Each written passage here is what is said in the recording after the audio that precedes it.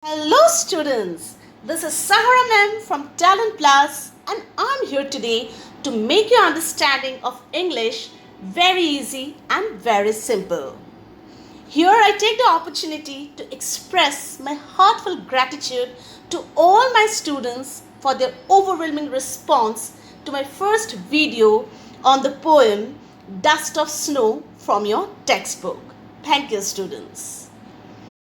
Term 1 exams are quite near and as such I felt that I should explain the poem Fire and Ice, which is not so easy to understand for you all because it has a surface meaning, that is a literal meaning, and apart from that it has a symbolic meaning. The poem Fire and Ice is included in your textbook First Flight Unit 1 along with the chapter A Letter to God and the other poem Dust of Snow. We all have read the poems of Robert Frost and we find that in maximum of his poem he uses the different elements of nature in order to drive home the idea or the subject matter of the poem. Here also in this poem we find Robert Frost using elements of nature in order to convey a very important message to the readers. So here we start the poem Fire and Ice by Robert Frost. Now this poem is inspired by Dante's book Inferno, where the author Dante says that people who commit sins or do wrong things during their lifetime on this earth lives in a kind of hell after their death, where they are submerged neck deep in icy cold water of lake as a punishment for all the sins committed by them during their lifetime. Now the first point about the poem is that Fire and Ice is a symbolic poem. Now what is a symbolic poem? A symbolic poem is such a poem in which a poet makes use of symbols in order to represent his views.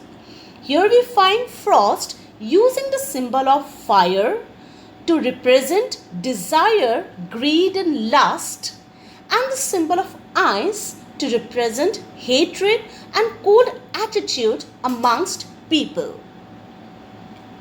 Now we all know that there is a belief amongst people that one day certainly the earth will come to an end.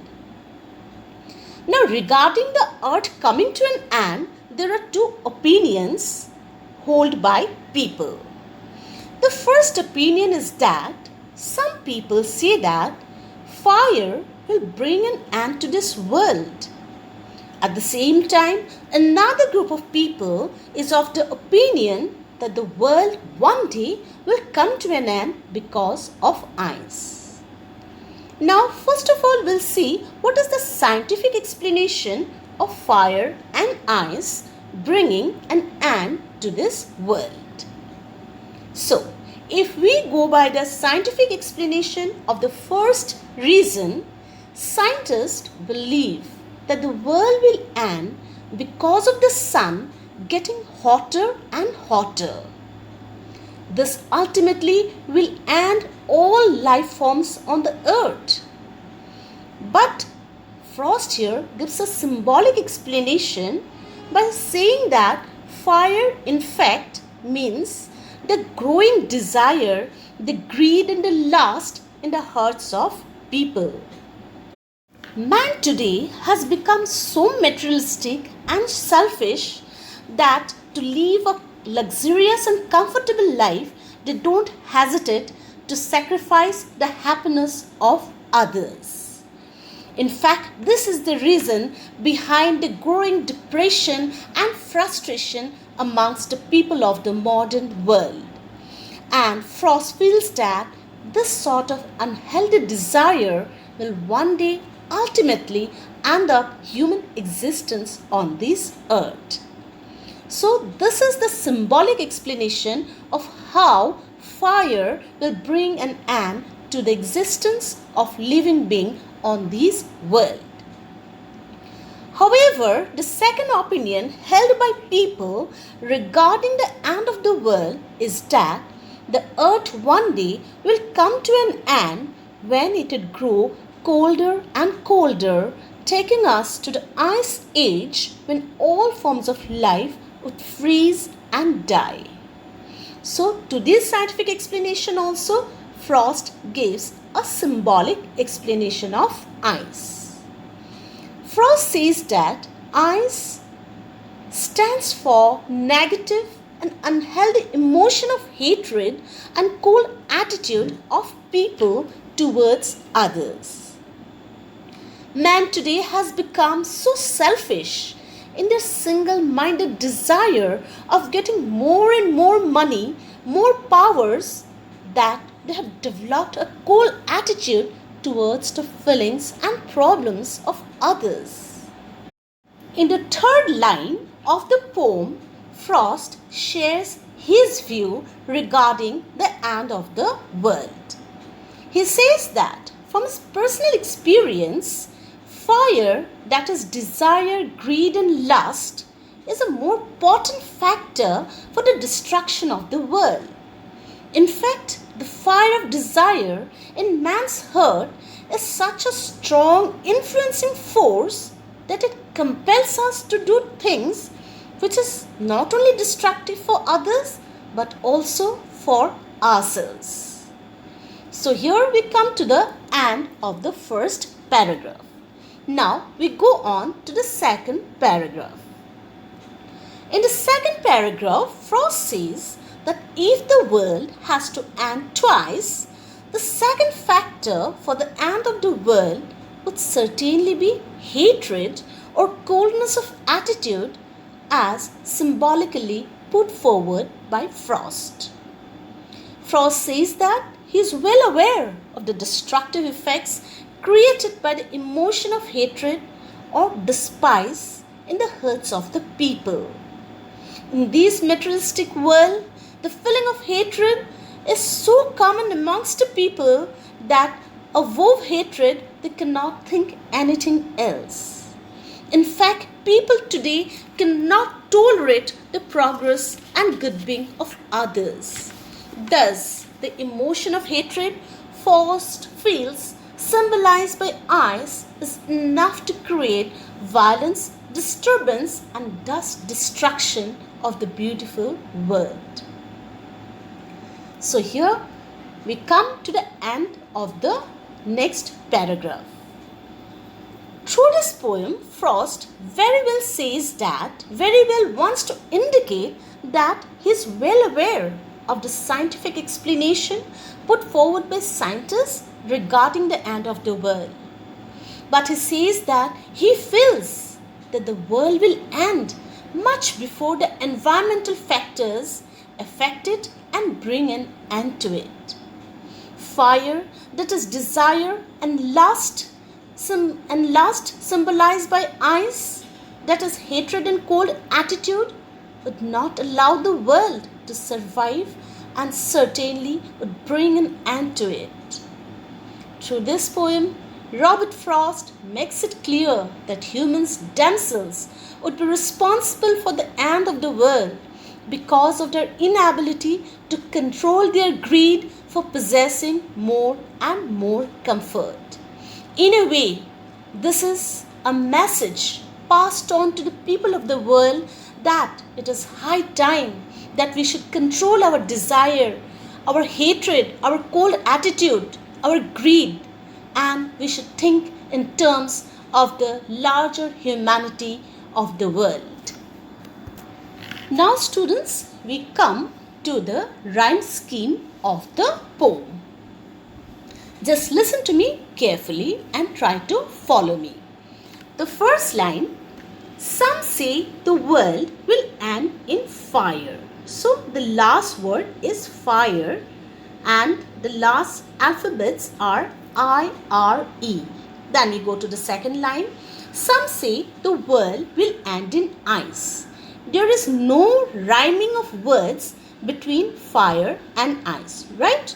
So, fire, we have given the term A, and ice, since it is not matching with the word fire anyway, we have given the alphabet B. Now let us come to the third line. From what I have tasted of desire, again fire, the pronunciation of the word is matching with desire. So once again, desire, the word where the ending alphabets are I-R-E, same as fire, we have named it as A. Now we can see a clear rhyming pattern between the words fire, first line, desire, third line, again fire, fourth line. So since fire, desire, fire, they are carrying the same rhyming pattern, we have marked them as A. Now we can see that the second line, some say the world will end in ice. Ice is the pronunciation of the word ice is not matching with fire or desire. And so we have marked this line as B. So the rhyme pattern of the first paragraph is AB, AE. Now we move on to the next paragraph, that is the second paragraph. But if it had to perish twice, I think I know enough of hate to say that for destruction ice is also great and would suffice. Now let us see if the ending words are rhyming with one another or not. First line, the ending word is twice. So we have marked that particular line as A. Next we come to the second line, but the last word is hate. Hate and twice, there is no rhyming between them. We mark hate as B. Third line, there's the word ice, which is again matching with the word twice. So we put it as A. Then the next line is also great. Great is not matching with ice, but it is matching with hate. Hate, great. Same kind of pronunciation is coming. So we have marked that as B. And the last line, last word, and would suffice. Suffice is again matching with twice, ice, suffice. So we have marked this as A. So now the rhyming pattern of the second paragraph is AB, AB, A. I hope students you have understood. Now we come to the poetic devices used by the poet in the poem. The very obvious and the very common poetic device used in the poem is alliteration. Now what is alliteration? When two or more than two words in a sentence begins with the same alphabet, then we have the example of alliteration. Now let us see the poem. Let us read the poem.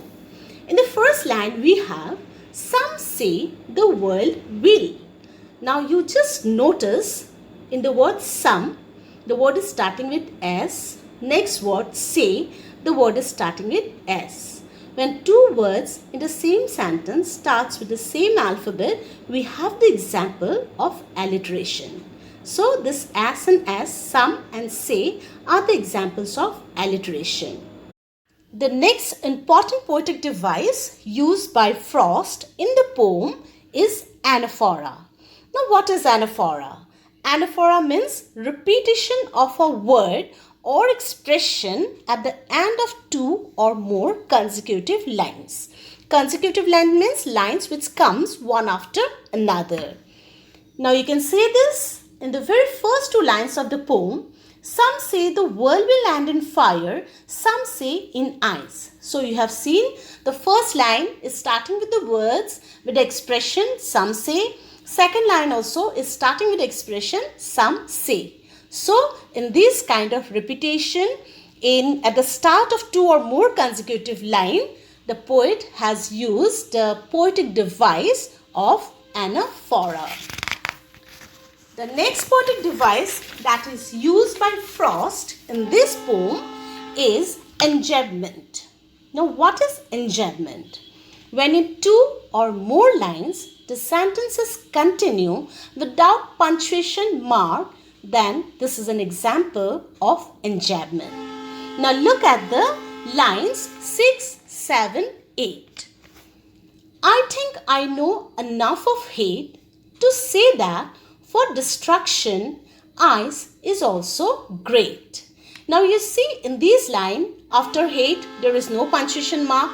Next line, after ice, no punctuation mark. Next line, after great, there is no punctuation mark. When in this way, two or more lines continues in a poem without any punctuation mark, this is the example of the poetic device of enjambment. Now students, I hope the poetic devices used in this poem by Robert Frost is quite clear for you. Now I come to the meanings of the words used in the poem. The word fire, as I have already discussed, means desire, greed, lust. The word ice means hatred, coldness of attitude. Then we have another word tasted, which does not mean anything tasting with the tongue, but the word tasted here means experienced. Then we have another word hold, which means agree. Then we have another word perish, which means to die or to come to an end. And the last important word from this poem is suffice, which means enough or sufficient. So these are the meanings of the word used in the poem, and often for your MCQ questions, the meanings of the words comes. Now coming to the questions and answers from the poem, we have different questions, only a few questions that are very important. Like question number 1, we have, what does the word some indicate? Question number 2, what is the opinion of the poet regarding the end of the world? Question number 3, what does fire stand for? Question number 4, what does ice stand for? Question number 5, what according to the poet can bring an end to the earth? Question number 6, what is the scientific explanation of fire and ice? And the last question, describe the element of symbolism used in the poem. All these are very important questions. And apart from these questions, the MCQ questions that are very important from this poem are, I'll be reading out everything, of course I'll be forwarding to you. The first question of MCQ is, the word fire in the poem stands for. Your options are heat, desire, forest fire, anger. And the answer, of course, is desire.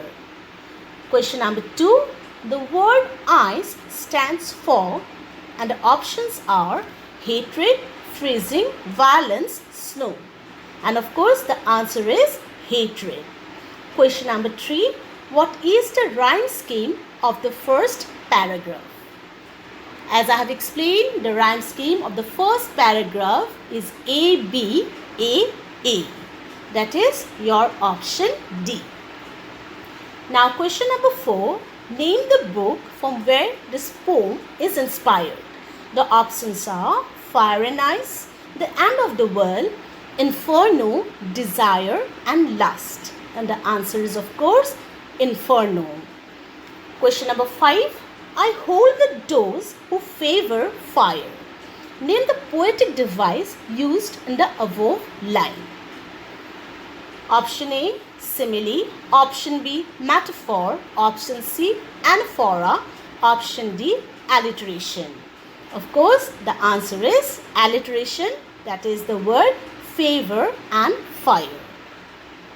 Next, we come to question number 6. Give the meaning of perish. The options are die, fade out, alive, enough. And the answer is perish means die. Option A. Now question number 7. What are the symbols used in the poem? Option A, water and fire. Option B, fire and ice. Option C, hot and cold. Option D, good and bad. And of course the answer is option B, fire and ice. Question number 8. the poet's opinion about the end of the world? Option A, earthquake. Option B, tsunami. Option C, fire. Option D, ice. Now, what is the poet's opinion? The poet feels that the world will come to an end due to fire. So, the answer is option C, fire. Question number 9. What message is given by the poet through this poem? Option A, man should control their desires. Man should be materialistic. Option C, man should grow desires. Option 4, man should be satisfied. And of course, the answer is the poet wants to say that man should be satisfied. The last question, question number 10. What does the word hold mean in reference to the poem? Option A, agree. Next option, disagree. Next one, to catch something. And the last option is to hold something. So here the word hold means agree. So these are the 10 questions, 10 possible MCQ questions that can come for your exam from this poem. I hope you all will study this and you will be quite familiar with the type of questions that can be coming from your poem. So students, that's all for today. I hope and I'm sure you must have understood the poem properly. For the detailed summary of the poem, the question answers as well as the MCQ questions and answers, please click on the link given in the description box.